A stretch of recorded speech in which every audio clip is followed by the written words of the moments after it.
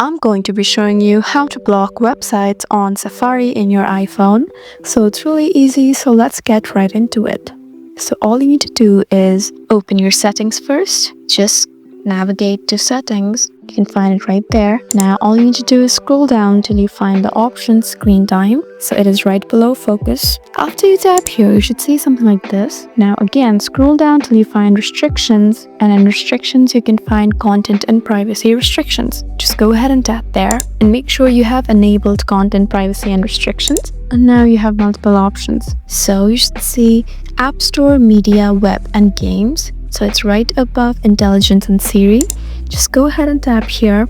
And now you need to find web content. So you can find web content right here. Tap there again and make sure you have selected limit adult websites. So after you've selected there, so in this way you can successfully block websites on Safari.